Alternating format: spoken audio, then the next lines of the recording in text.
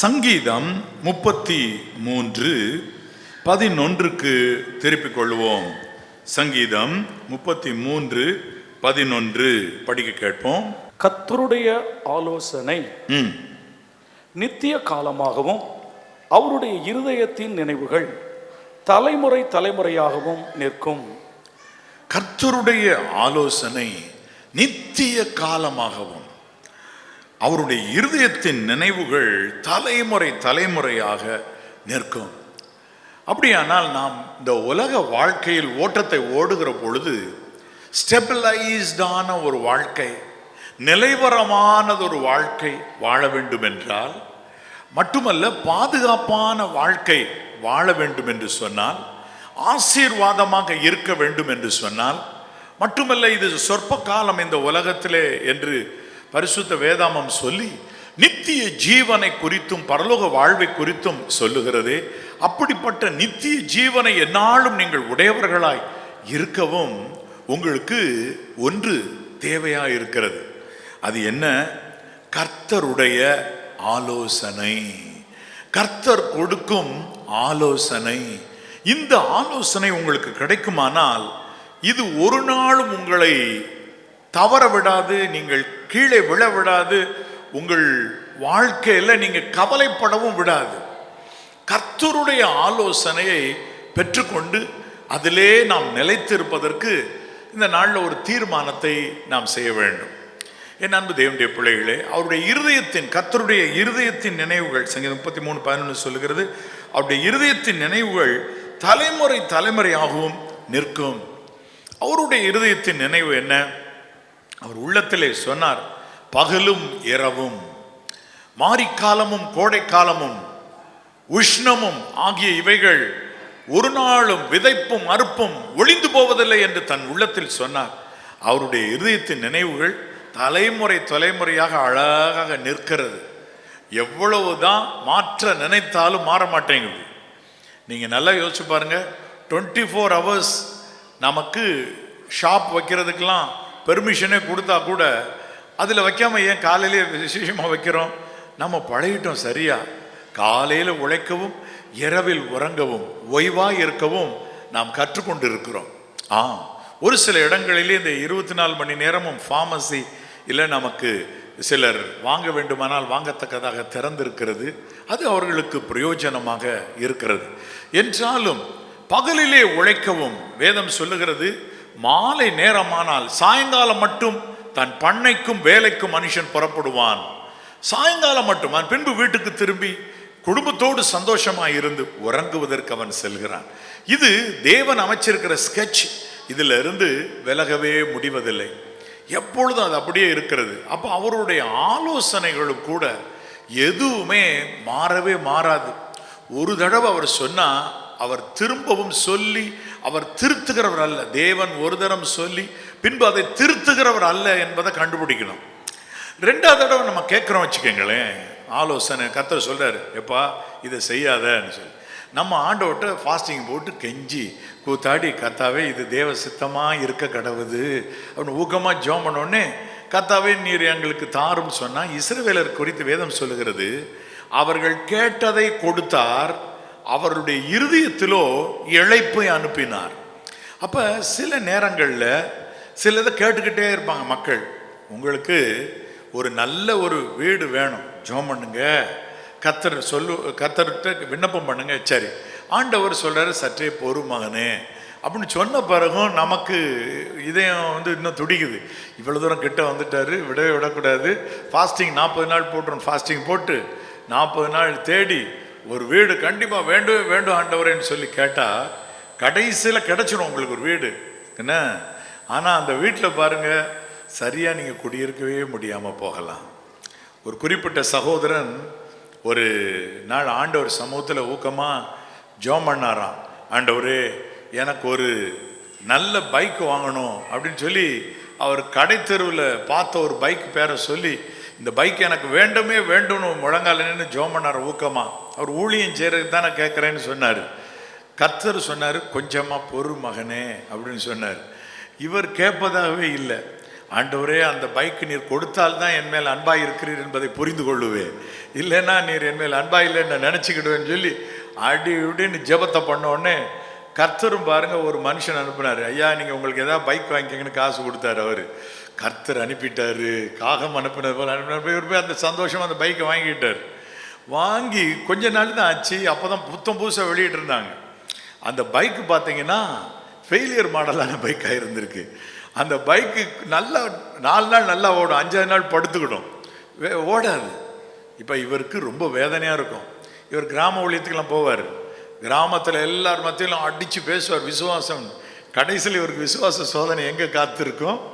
பைக்கை ஸ்டார்ட் பண்ணுவதில் காத்திருக்கும். இவர் வந்து பைக் ஸ்டார்ட் பண்ணோன்னு எல்லா பையங்களும் கிராமத்து பையன் கை தட்டுவாங்க.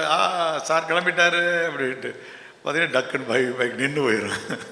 இவருக்கு ரொம்ப வெக்கமாக போயிடும். அடாடா, இது ஓடாமல் இருந்தாலாவது பரவாயில்ல, விரட்டு கிளம்புறேன்னு சொல்லிட்டு கிளம்ப மாட்டேது. திரும்ப ஸ்டார்ட் பண்ணி உடனே கிளம்பிடுவார். எல்லாரும் பையங்க எல்லாம் டாட்டா காட்டுவாங்க. ஒரு 10 அடி தூரம் போய் நின்று போயிடும். இப்போ இவருக்கு ரொம்ப வேதனையாக போயிட்டு ஆண்டவர்கிட்ட வந்து சொன்னார், ஆண்டவர் எதற்காக எனக்கு பைக் தந்தீருங்க? இப்போ ஆண்டவர் கேட்டார், உன்ட்ட நான் ஒரு ஆலோசனை சொன்னேன் இல்லை, கொஞ்சம் பொறுமையாக இருன்னு. அப்போ ஆண்டவர்கிட்ட சொன்னாராம், ஆண்டவர் இதை நான் காயலாங்கடையில் போட்டு வர்றேன், அதன் பின்பு ஆலோசனை சொல்லுன்னு. போய் பழைய கடையில் இரும்பு கடையில் போட்டு வந்த பிறகு கர்த்தர் சொன்னாராம், உனக்கு நல்ல கார் கொடுக்கணும்னு நினச்சிருந்தேன், நீ ஏன் பைக்கை கேட்டு என்னைய தொந்தரவுப்படுத்தி நீ விரும்பின ஒரு பைக்கை கேட்டு வாங்கி இப்படி கஷ்டப்பட்டு கடைசி இரும்பு கடையில் போய் போட்டிருக்க. அது கேட்காம இருந்திருக்கலாம் இல்லை, இன்னொருவருடைய வீட்டில் கஷ்டப்பட்டு சம்பாதித்த பணத்தை உனக்கு கொடுக்க சொல்லி இவ்வளோ உனக்கு எதற்கு இந்த வேதனை? அப்போ பொறுன்னு சொன்னார். அடுத்த வாரத்தில் இன்னொரு ஐயா வந்து கை நிறைய பணத்தை கொடுத்தாரு. ஐயா, உங்களுக்கு காரு தான் வாங்கிக்கிடுங்க அப்படின்னு சொல்லி. இப்போ இவருக்கு பயமாக இருக்குது, வாங்குற கார் ஓடுமா ஓடாதா அப்படின்னு. முதல்ல அடிபட்டுட்டார்ல. அப்போ கர்த்தர்ட்ட கேட்டப்போ சொன்னார், நான் தான் உனக்கு கொடுத்து அனுப்பியிருக்கேன் போடுன்னு சொல்லி. இப்போ நடந்ததாக ஒரு கதை, ஒரு சம்பவமாக கதையை நான் கேள்விப்பட்டேன். என் அன்பு தேவனுடைய பிள்ளைகளே, நல்லா நீங்கள் ஒன்றை புரிந்து கொள்ளுங்க. ஆண்டவர் தர்ற ஆலோசனைக்கு காத்திருங்க. கிடைச்சிக்கு பிறகு அதை மாற்றலாம் நினைக்காதீங்க.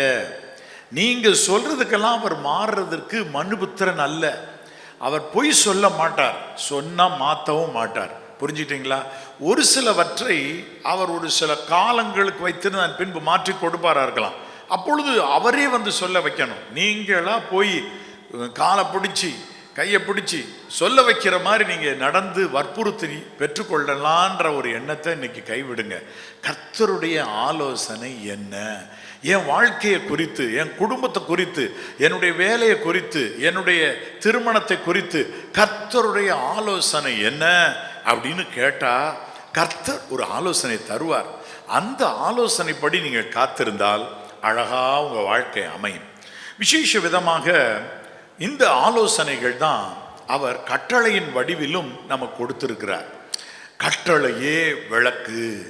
நமக்கு ஒரு ஆலோசனை சொல்லி இருளான ஒரு பெரிய காற்றின் வழியாக போகிற போல இருக்க இந்த விளக்கை வச்சுக்க, உனக்கு கட்டளைகளை கொடுத்துருக்கேன், இந்த கட்டளைகளை காப்பாற்று, அப்பொழுது உனக்கு வெளிச்சம் பிரகாசிக்கும், நீ போகலாம். ஆண்டவர் 10 கட்டளைகளை இஸ்ரவேல் புத்திரருக்கு கொடுத்தார். அதையே மீட்பர் இயேசு கிறிஸ்து வந்த பொழுது 2 கட்டளைகளாக அவர்களுக்கு மாற்றி, ராஜரீக பிரமாணமா மாற்றி என்பதை விட அதை சுருக்கமாக ராஜரீக பிரமாணமாக கொடுத்தார். 10 கட்டளைகள் உண்டு, இது 2. உன் தேவனாய கர்த்தரிடத்தில் முழு இருதயத்தோடும், முழு ஆத்மாவோடும், முழு மனதோடும், முழு பலத்தோடும் அன்பு கூறுவாயாக. முதலாவது கற்பனை. இதுக்கு ஒப்பா இருக்கிற இன்னொரு கற்பனை, உன்னிடத்தில் அன்பு கூறுகிறது போல பிறனிடத்திலும் அன்பு கூறுவாயாக. சரி, இப்போ 10 கட்டளையை கை கொள்றது ஈஸியா, இந்த ராஜரீக பிரமாணத்தை கை கொள்றது ஈஸியா? இதான் நம்பர் கணக்குக்கு 2 வெரி ஈஸின்றீங்க. ஆனால் ஒன்று தெரியுமா உங்களுக்கு, பழைய ஏற்பாட்டில் சொன்னப்ப இருந்தது லகுவாக இருந்திருக்கு நான் நினைக்கிறேன். ஏன்னு சொல்லுங்க, உன்னிடத்தில் அன்பு கூறுகிறது போல பிறனிடத்தில் அன்பு கூறுவாயான்னு சொல்கிற அந்த வார்த்தை உங்களுக்கு நேராக எந்த எல்லையெல்லாம் துணிக்கும்? எனக்கு பிறன் யாருன்னு கேட்டால் ஆண்டவர் சொன்னார், விபத்தில் திருடர்கள் கையில் மாட்டிக்கொண்டவன் உதவி செய்யணும்னு சொல்லி கொடுத்துருக்கிறார். அப்போ நீங்கள் திக்கற்றவர்கள், ஏழை, விதவைகள், உங்களை போல உன்னிடத்தில் அன்பு கூறுவர்கள் பிறனிடத்தில் அன்பு கூர்ந்திருக்கீங்களா? அது கொஞ்சம் யோசிங்க. இப்போ பழைய ஏற்பாட்டில் கொடுத்த 10 கட்டளே தேவலை போல இது வந்து ரொம்ப ஸ்ட்ராங்காக இருக்குது, சூப்பர் ஸ்ட்ராங்கான டீ காஃபி மேரில் இருக்குது, அதுவே இலகுவாக இருந்திருக்குன்னு நினைக்கலாம். ரைட். ஆனாலும் வேதம் சொல்லுகிறது சமயத்துக்கேற்றபடி நீங்கள் விசுவாச குடும்பத்தாருக்கும் பின்பு யாவருக்கும் நன்மை செய்யுங்க அப்படின்னு சொல்லியிருக்கிறார். அந்த வசனத்தில் அவர் தெளிவுபடுத்துகிறார், நன்மை செய்யுங்க, உங்களுடைய எல்லா உங்களுக்குன்னு நான் கொடுத்துருக்கிற சொத்து சுதந்திரத்தை எழுதி கொடுக்க நான் சொல்ல அன்பு கூறுங்க. அதே நேரத்தில் அந்த மனுஷனுக்கு அவனை கொண்டு போய் மருத்துவமனையில் போய் அவன் மருத்துவரிடத்துல சேர்த்துட்டு அவருக்கு கூட ஒரு பணத்தை கொடுத்துட்டு திரும்பி வர்றப்ப மீதம் இருந்தால் தரேன்னு தான் சொல்கிறாரு. அதற்காக அந்த நல்ல சமாரியன் தன்னுடைய சொத்தில் பாதி எழுதி திருடர் கையில் அப்படின்னு கொடுக்கல. சரிதானா? அப்போ கர்த்தர் ஞானமுள்ள தேவன். அதை சொன்னாலும் அந்த தேவையான மெடிசின்ஸ், அவனுக்கு தேவையான மெடிக்கேஷன், அவனுக்கு ட்ரீட்மெண்ட்டுக்கு தேவையானதை தான் கொடுத்துட்டு அவர் போகிறதா காண்பிக்கிறார் இல்லையா ஆண்டவர். அப்போ உன்னிடத்தில் அன்பு கூறுகிறது போல பிறனிடத்தில் அன்பு கூறுவாயோ. ரைட். இப்போ இதே இதுதான் அப்போ ஆண்டவர் சொல்கிறாரு, நியாயப்பிரமாணமாகிய அந்த 10 கட்டளை, நியாயப்பிரமாணம் தீர்க்கதரிசனங்கள் எல்லாம் இதில் அடங்கி இருக்கிறது. இது இப்போ ஜூஸ் பா, இது ஃப்ரூட் ஜூஸ் மாதிரி, இது ஃப்ரூட்ஸ் எல்லாம் இருக்கிற மாதிரி. ரைட். இப்போ இதில் ஃப்ரூட்ஸ் போல் அடுக்கி அவர் வச்ச அந்த 10 கட்டளைகளில் பல ஆலோசனைகள் நமக்கு வந்திருக்கிறது. இந்த ஆலோசனைகள் நம்முடைய புத்திக்கு உதிக்குமானால் நம்ம இந்த உலகத்தில் நிலைவரமானவர்களாக, ஞானம் உள்ளவர்களாக, சிறந்தவர்களாக, நம்முடைய எல்லையில் தலையானவர்களாக நாம் சிறந்தவர்களாக விளங்க முடியும்.